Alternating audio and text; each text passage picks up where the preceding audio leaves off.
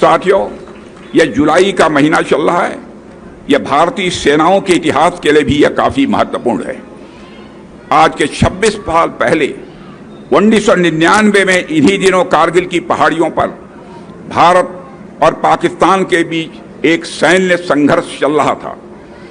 पाकिस्तान ने भारत की धरती पर कब्जा करने की भरपूर कोशिश की थी। उस समय देश के प्रधानमंत्री और इसी लखनऊ महानगर के जनप्रतिनिधि सांसद श्रद्धेय अटल बिहारी वाजपेयी जी हुआ करते थे। अटल जी ने के नेतृत्व में भारत ने संकल्प लिया कि भारत के एक एक इंच जमीन खाली कराई जाएगी और खाली कराकर ही उन्होंने दम लिया। ऐसे हमारे नेता श्रद्धेय अटल बिहारी वाजपेयी जी थे। आप संयोग देखिए कि भारतीय सेना की जिस रेजिमेंट में कैप्टन मनोज पांडे अपनी सेवाएं दे रहे थे, उनका नाम है गोरखा राइफल्स।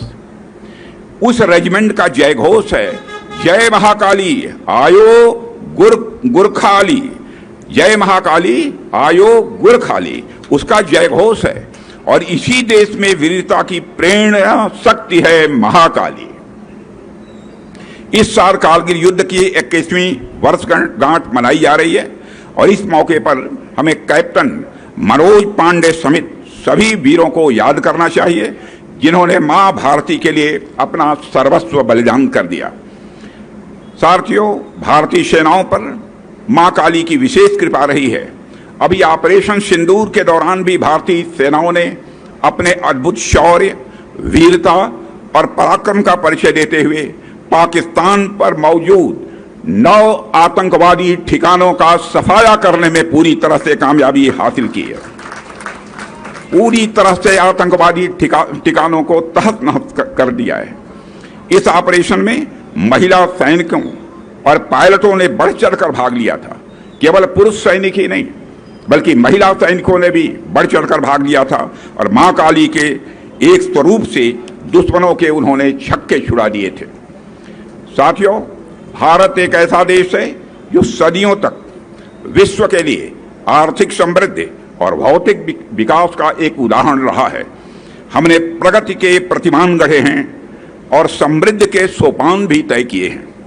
भारत ने कभी भौतिक उन्नति को भौगोलिक विस्तार और शोषण का माध्यम नहीं बनने दिया। यह भारत की एक सबसे बड़ी विशेषता है। भौतिक प्रगति के लिए भी हमने आध्यात्मिक और मानवीय प्रतीकों की रचना की है और उसका दिव्य स्वरूप ही है भारत की समृद्ध संस्कृति में हमें स्पष्ट रूप से दिखाई देता है। साथियों, गुलामी के कालखंड में जिन अत्याचारियों ने भारत को कमजोर करने का प्रयास किया, उन्होंने सबसे पहले हमारे इन आध्यात्मिक और सांस्कृतिक केंद्रों को, प्रतीकों को निशाना बनाया था।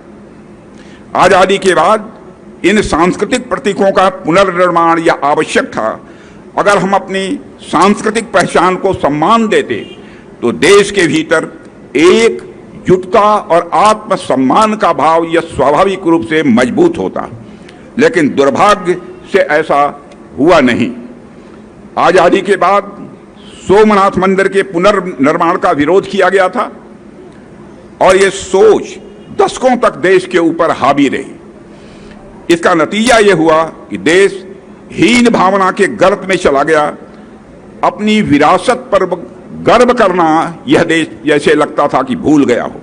मगर आज भारत, मेरे दोस्तों, बदल चुका है और विकास के साथ साथ विरासत का भी संरक्षण हमारा देश कर रहा है आज प्रधानमंत्री मोदी जी के नेतृत्व में।